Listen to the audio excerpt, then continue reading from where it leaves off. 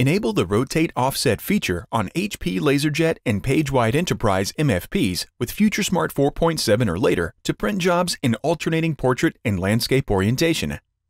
Enabling the Rotate Offset feature affects all print jobs, feeds paper from 2 trays, works with multiple copies of a single print job or multiple print jobs, and overrides requests for printing uncollated copies. On the Printer Control Panel, navigate to and touch Settings. Touch Copy Print and then touch Manage Trays. Touch Rotate Offset and then touch Automatic. Load paper into Tray 2 with the paper stack horizontal for landscape orientation.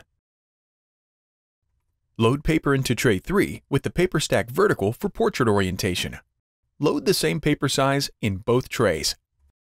On the Printer Control Panel, confirm the paper size and type loaded in the trays.